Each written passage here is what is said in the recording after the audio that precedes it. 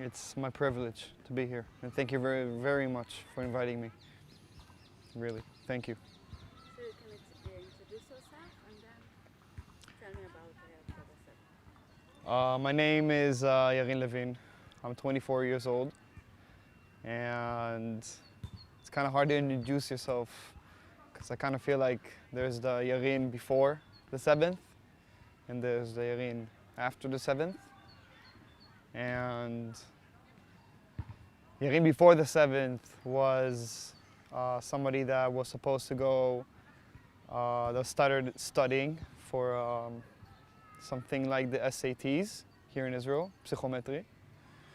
And I was planned to go to Australia to try and find a job and to try to something like to test myself. It was kind of like one of my goals, to fly out to Australia and to take everything I've gathered inside myself and to really put it to a test. And that was planned for December. That was Yarin before the 7th. And Yarin after the 7th is different. Is something that I'm still trying to cope with, something that I'm still trying to figure out how to introduce myself with all this madness and everything that happened, everything that I saw and mainly experienced. So you ask yourself a lot of questions, but I bet we're gonna get to that at the end. But it's pretty hard to introduce yourself at these times.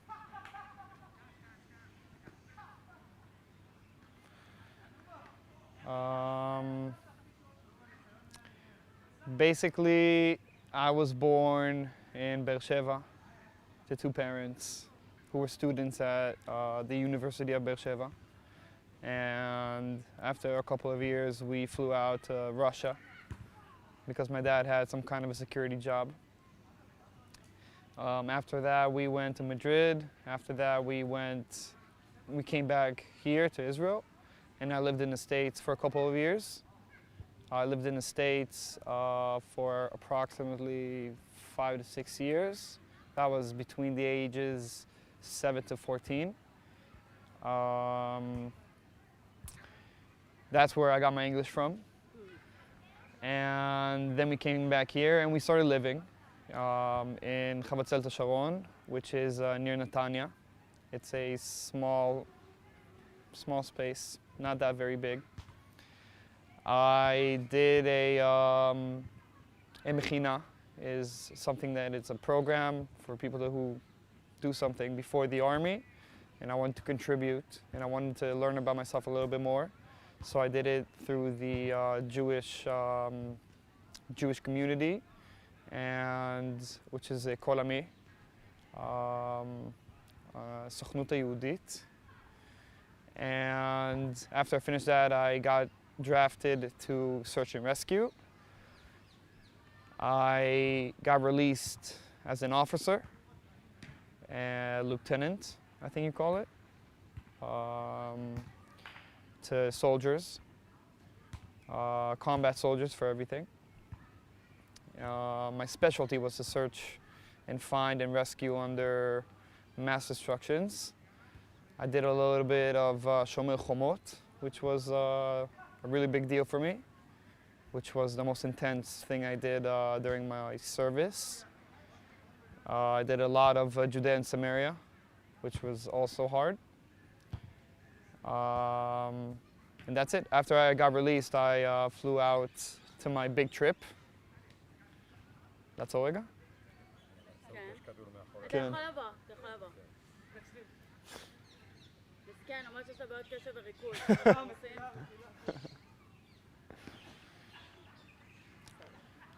After I got released, I flew out to my big trip.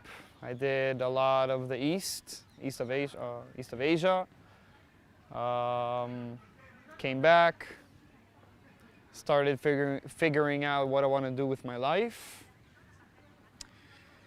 And the the Nova party was something for me which was a pretty big deal. I've never experienced anything like it.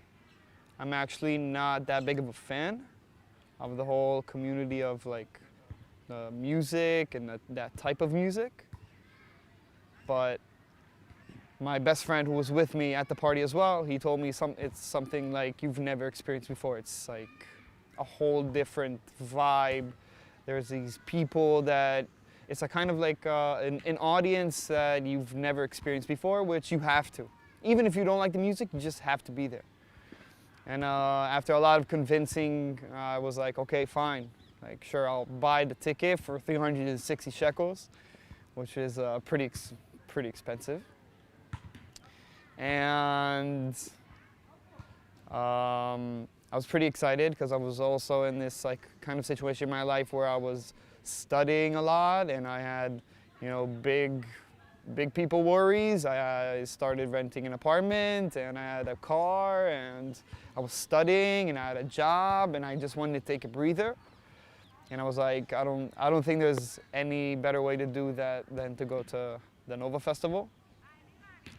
And I actually didn't know where I was going. Like, I didn't know it was that down south. I didn't know that was that big of a deal.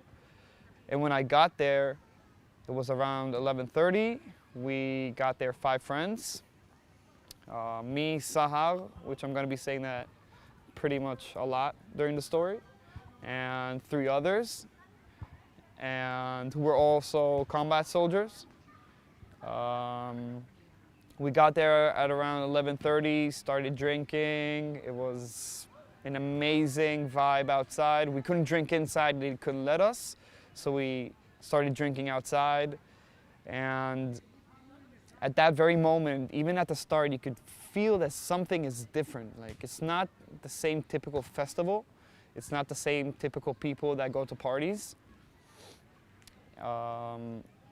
And then at around 1 a.m., we got inside. I even remember helping somebody else bring in chairs for like 8 people. But he was like, him and his other friend, and I was like asking him, like, dude, why do you have so many chairs? And he was like, what do you mean? Like, people are gonna be like coming to us. They're gonna be sitting with us. And I was like, okay. I thought that was a bit weird. And then I got inside after a lot of security checks, a lot of like opening up our bags to see that we don't have anything that they don't want to be inside. You get inside and you feel this like magical moment of like peace. Like, I don't even know how to describe it. It was something like I didn't realize I was in Israel. I didn't realize I was anywhere else but at the Nova Festival. Everything was like, it doesn't matter who you are, it doesn't matter what gender, what do you think, what's your belief. You just got in there and like everybody was showing love to everyone. And I found myself like sitting with random people that I've never met and talking to them about like, you know, typical stuff, but also not typical stuff. It was amazing. And I remember setting up our little spot and people were starting to join us and we started talking and then going inside the party and dancing, and it was something that I think one of the most joyful moments of my life. Like, really, if I can recall something that I can say that I felt full inside myself, was at that moment. Where you go inside and you start dancing, even though I didn't like the music, but you started dancing with people that just like saw you for who you are. Even though I'm not exceptional, I'm not different from anyone, but I don't know, something made us like a whole. Something, you felt like part of something, even though you're not different. And then at around 5:30 a.m., me and Sahar went outside. We continued to drink because we couldn't drink inside. And we got into this like really intense like conversation between us. And then at around 6:15 a.m., all of our friends came outside and we started drinking together and like to get back into the, like we're gonna go back inside. There's this like really big DJ going to like perform, so we got to get ourselves ready. And then at around 6:30 a.m. There was the missile attack, and I come from like the Homeland Command, and I come from search and rescue, and I did all of my not all of my service, but most of my service was at Zikim, which is like really near to border, and I did Shomer Chomot, which was a really big operation. So yeah, we're kind of used to it. So we just got behind the car, continued to drink, and we felt like everything was going to be fine, and we didn't even think anything was going to be out of the ordinary. 10, 15, 20 minutes of missile attack, like that's like the most, even though like I'm saying that and maybe people watching are like, this guy's crazy, like there's a missile attack on him and he's staying, but that's actually our reality, even though I live here in the center of Israel, but that's actually the reality that we're used to. At around 7, we started feeling that something was wrong, because at first we were really close to the border. The party was really close. So we saw all the launches, and we started noticing that somehow like the launching isn't decreasing, it's actually increasing. And above all that, it's not stopping. Don't take me like on the point of time, because I really don't like recall at that same specific moment.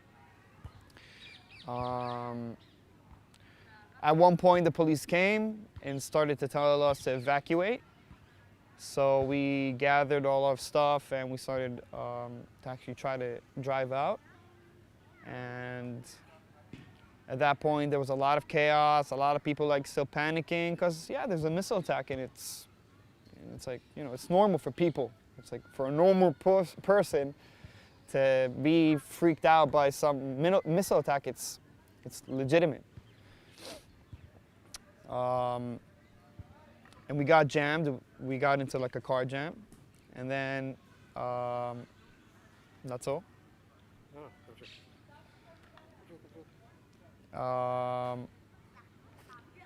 We got into the jam, and I remember myself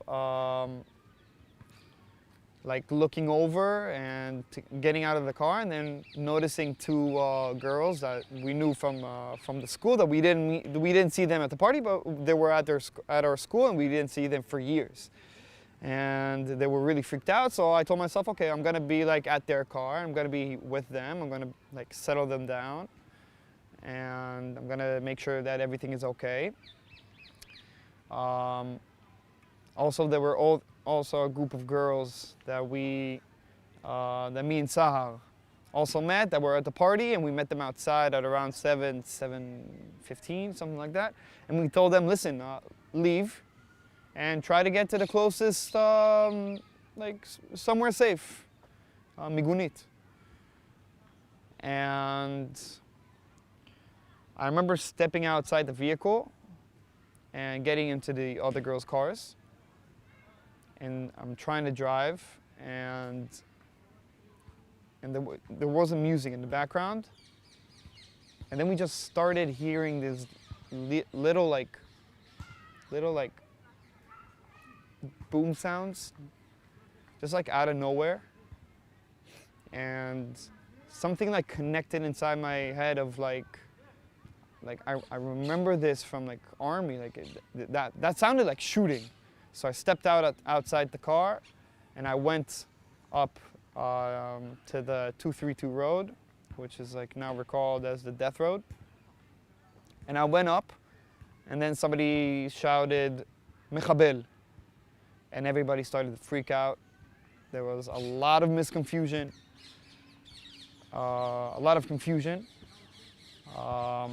The police barricaded the road so we couldn't go near Be'eri, and we couldn't go near Re'im, like the two near kibbutzim, because I guess we got out some kind like later on after they actually got into the kibbutz.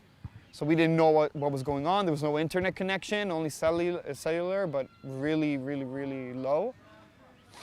And I can really see them, like the first encounter of like the terrorists.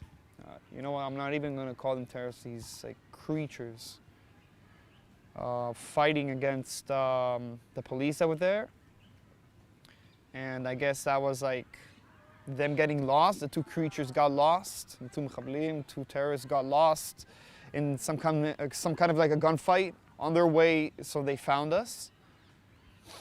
And after that encounter, we got actually like driven east. They told us not to go to near each one of the kibbutzim, and we started driving east.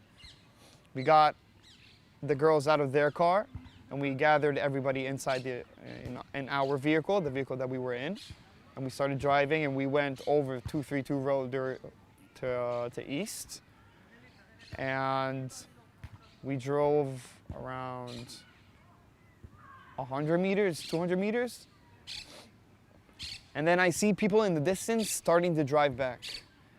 And I'm kind of like thinking to myself, that's really weird. Like, why would somebody like turn around and come to us after we saw what we saw? After we like, okay, we felt that something was wrong where we were at. So why would somebody turn around?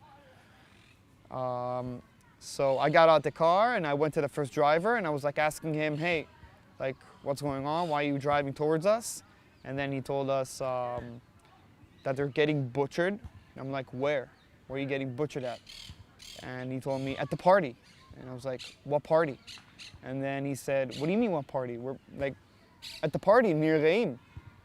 And then that's when I figured out that there was another party a little bit east of us, that the people there didn't have any kind of security. So anybody that could just like kind of flee. So they drove towards us. And at that point we got stuck inside the field. And then we got ambushed. We got ambushed like really hard. It was something I would never thought I would ever see before. We all got out the car, and the amount of gunfire that you hear was exceptional. It was something that even at all of my service I never heard. Like it was crazy. I felt like a whole platoon was like firing at us. It was crazy. We got out the car, we started running, just like running east. And at one point I remember myself, I was just like, hold on, like, where are we going? What is happening? Like, people are coming west and we're going east, but somebody said they were getting butchered from east. So from when they came to us, so like, what is going on? Where are we going? So I took out my phone and I opened up Google Maps, and my friends continued to run away. And even with that, I have a problem with the saying, running away. And I remember bringing out my phone and like there was no internet connection, so I couldn't even open Google Maps. And I'm looking to my right, and just like the scene of like people falling and getting injured and crying out for help. It was terrifying. It was really terrifying. It was something that I don't know how to like describe it with words. And at some point there was somebody that got injured really close to me, so I had to bring him in, like really close to my car. Like I didn't leave the car really close, so I dragged him near me, and I saw his bullet wounds. And it wasn't something that I could like. It was nothing that I could do. And then one of my friends came, and he told me, Yarin, we have to go. Like, we have to leave this place right now. So I joined them, and then we're like, you're running, but you don't know where you're running to, and you feel hopeless, and you feel terrified. But at that same moment, like something switched inside my head, and I was like, okay, I have a mission right now. Like really, I felt like I was back in the army, even though I was dressed up for a party. I have a mission right now. I have to get out of here. I gotta have my friends into a safe place. I gotta help as many people as possible. And like, I think that the worst feeling that a person can have is that, even for us, for like in the army and like in my house, you don't leave someone that needs help. You don't leave someone that is injured. Like, you try to treat them, you try to help them, and So what do you feel at that moment? I feel demolished from the inside.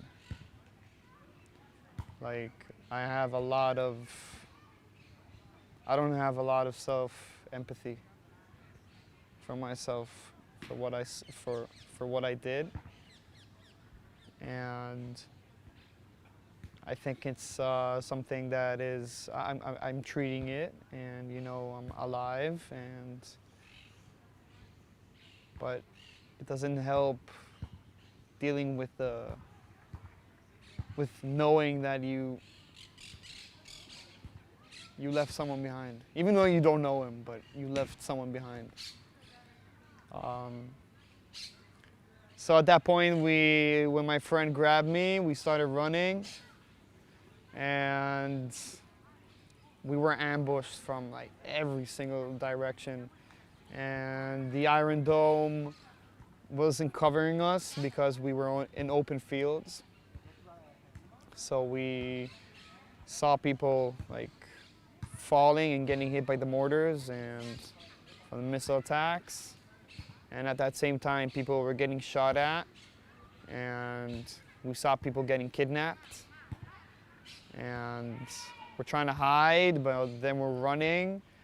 And I'm sorry that I didn't say that at the beginning, but we were about like 1,500 people. Like, we were a lot of people. We were, like, it's an amount of people that we can't comprehend how much, like how much is going on, because everybody saw this situation from so many different directions, and nobody knew where to run, so there was no safe space. So we just ran. And also, like, from the panics, a lot of people drove over the fields with their broken cars. So you started suspecting every car that came near you if they're gonna like kidnap you, or they're just like a bunch of people who are panicking. And you don't know that if somebody that is on the ground is actually like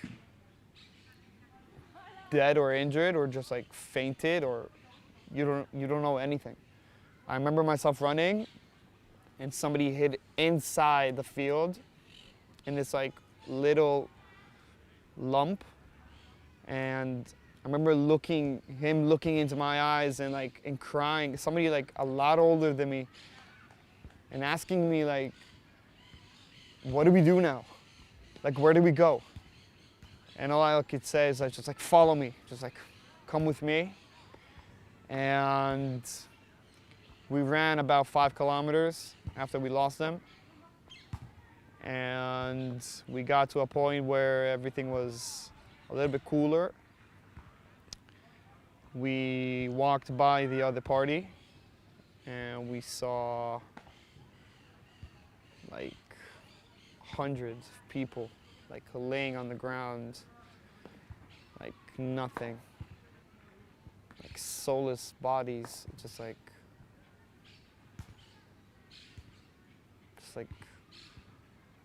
I don't know. I don't even know how to describe it. Like there's nothing that could actually like you can compare it to the amount of bodies you.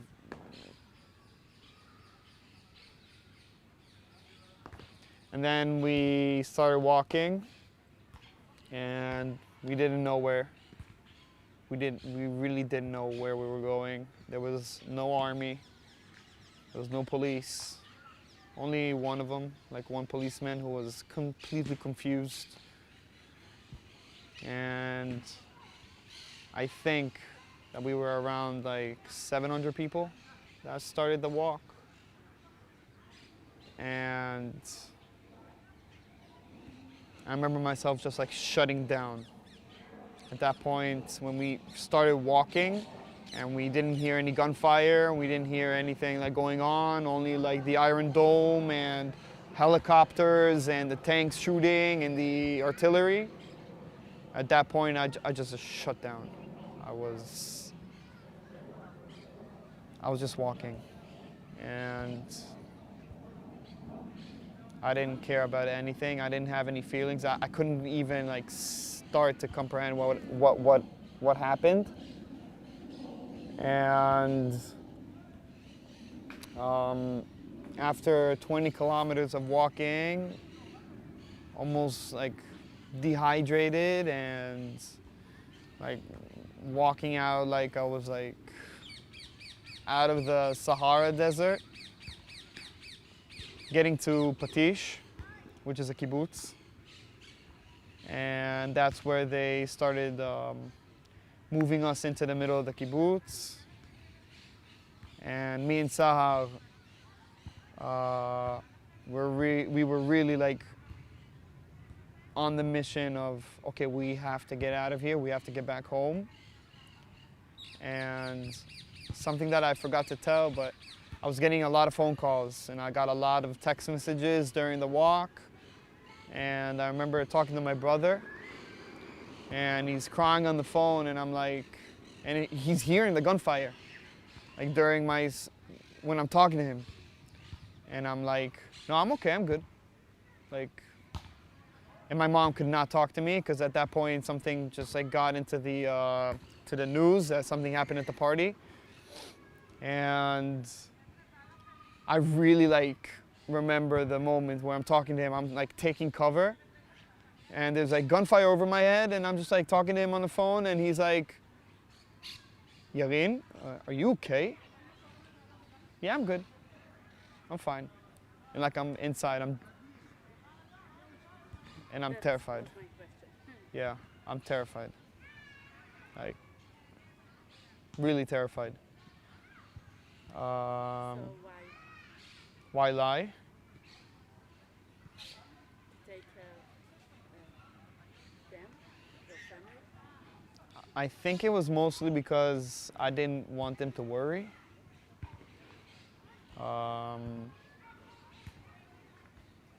I think it was mainly because nobody actually knew how to comprehend the situation, so I didn't know how to like pass it on. And like my mom was next to my brother, and she was asking him questions because she was too sad, and she was crying, and she couldn't like even, she wasn't able to speak to me at the time. And he was the only one like actually communicating with me, and I just couldn't like, and myself, I couldn't break down, you know, like I was in the middle of everything. I needed to get out of there, so I couldn't just like start to explain.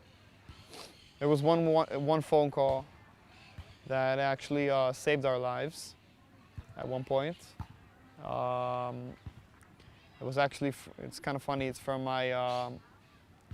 this was my ex's father, my ex-girlfriend's father.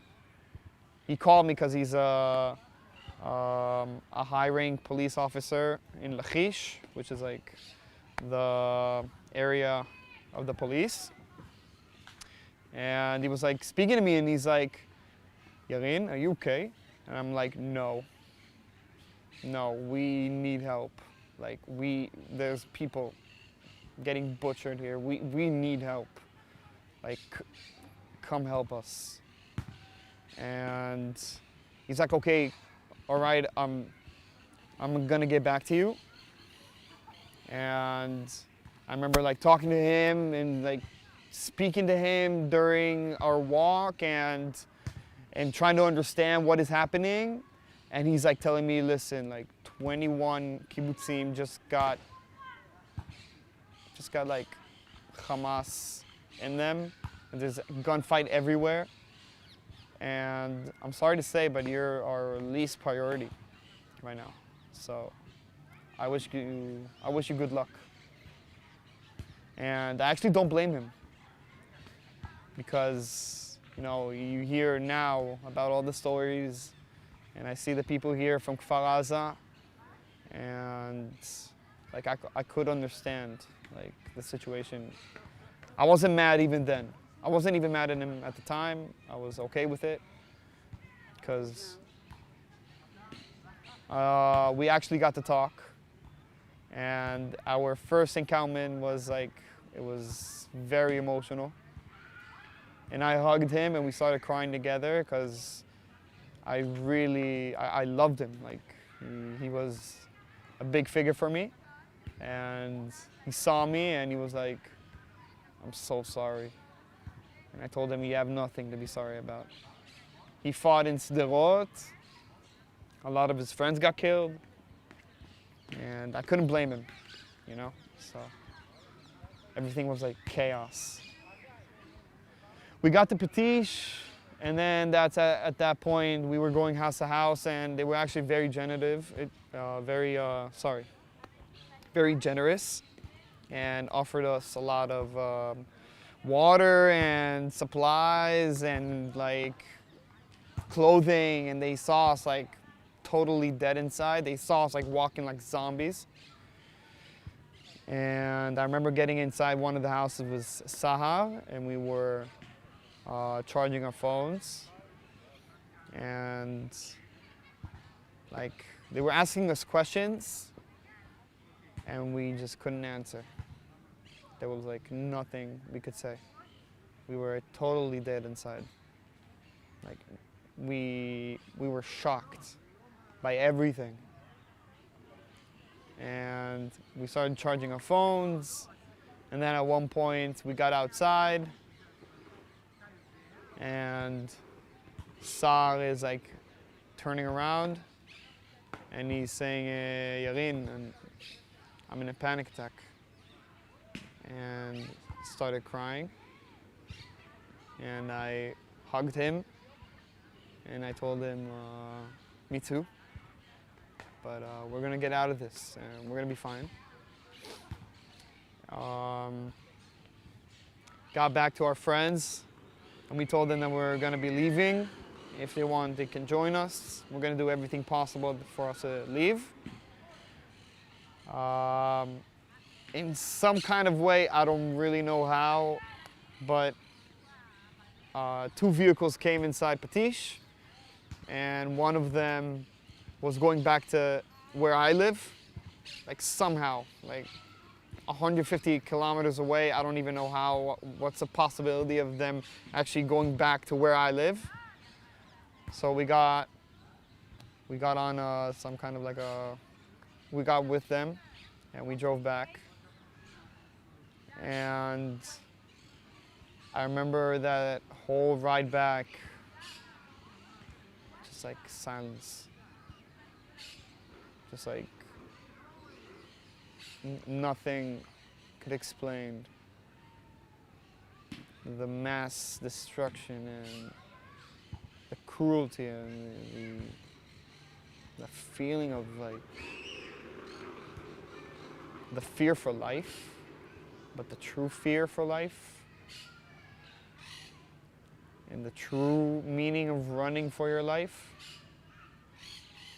is something that I would never think that I would actually encounter, that I would actually experience. I got home, and my mom was the first one waiting for me. And I hugged her. And my first thing that I could just like get out of my mouth was like, I did not think I would make it alive. Like, truly. Then I sat down with them, told them my story for like 5 minutes. Like, not the whole thing, of course. I slept for like 3 hours, and I went to the reserves. And from then on, I'm doing my duty, and I'm on reserves. Yeah. I had a conversation with my grandma, and I come from a family from Holocaust survivors. And like getting the title, actually getting the title of a survivor is something that I would never think that I would get. If you truly ask me, right now I'm kind of like in the phase of like I'm not a survivor. I'm not why?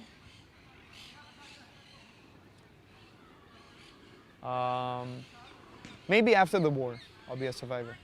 But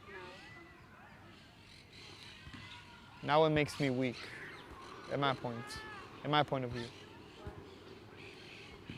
Because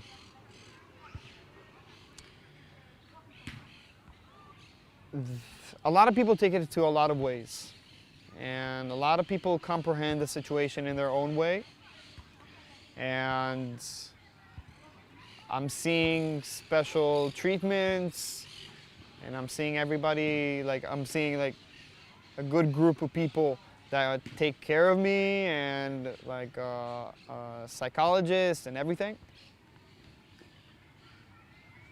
But at my house, my grandma still holds bread inside her cabinet. Like, even though it's not edible, but she still holds it because it's like some kind of a tradition that she had from her mother, who was a Holocaust survivor. So for me to be a survivor is a title that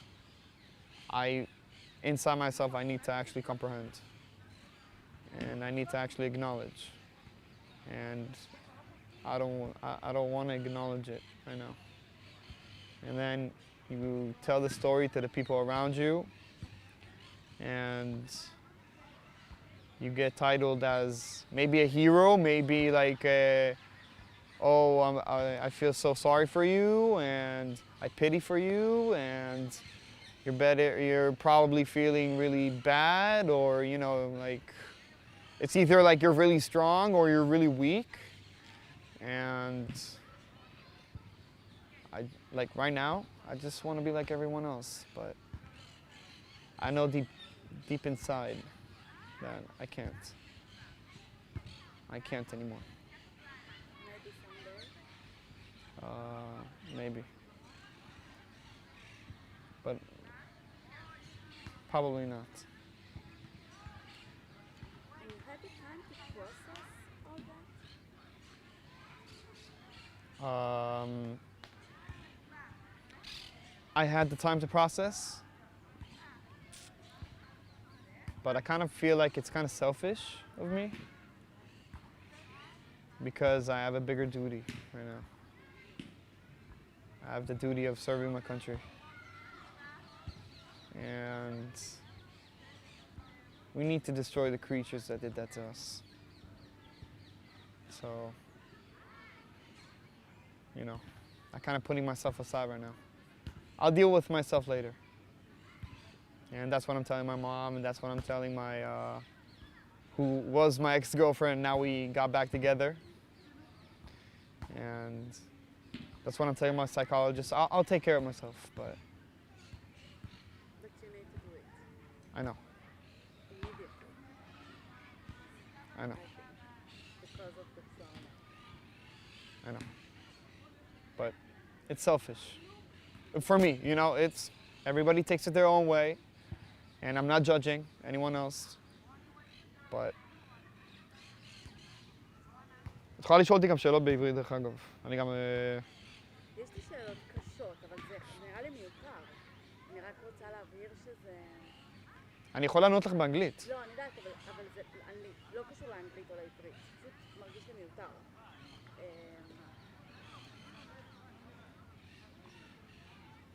זה לא אנוכי, באמת.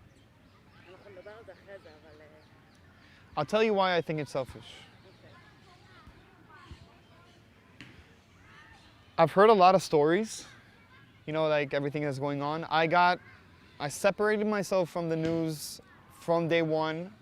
I deleted Instagram, I deleted Facebook.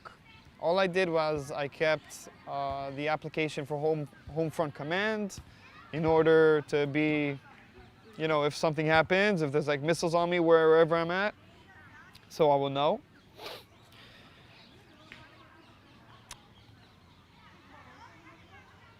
I think I saw things that a normal person shouldn't.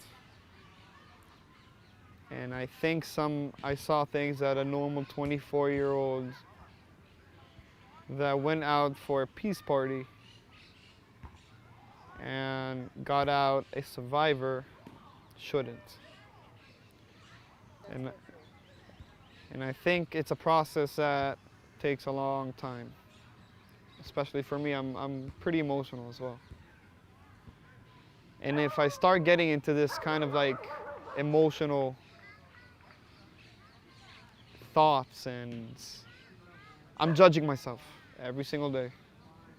I'm afraid to go to sleep, I'll be honest. At least at the first week, I was really afraid. I thought I was starting to imagine things that I didn't see. I saw the people that I couldn't see and save. I saw the people that I couldn't save. And it's not something that you can go and just like treat yourself with. It's something that you really have to acknowledge.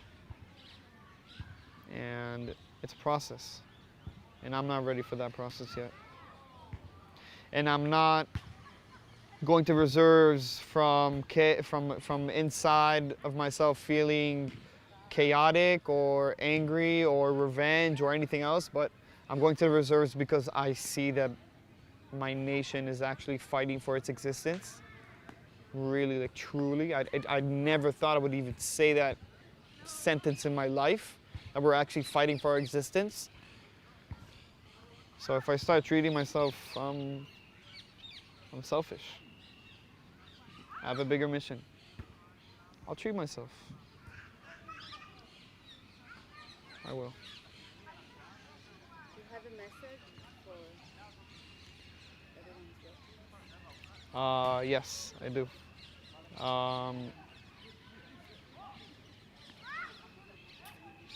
It's actually not about politics at all, this whole situation.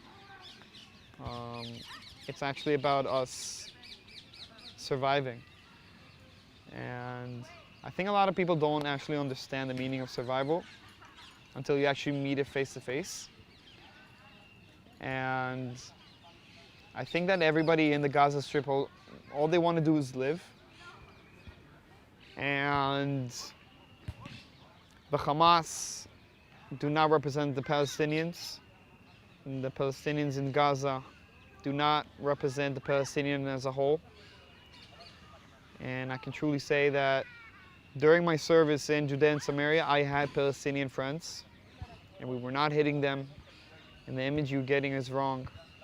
And we're doing everything in our power to save every civilian, and we have no intentions of killing civilians. and you're missing the bigger picture. We're actually fighting against the terror that you're going to be living under also. We're fighting against something a lot bigger than all of us. And we want to make this world a better place. And that's where you pick a side. Whether you believe the stories you see, or the news outlets, or maybe even come to the Gaza Strip. And I'll take you to a tour to where one of my friends died, trying to save me. And maybe you'll understand. That's my message.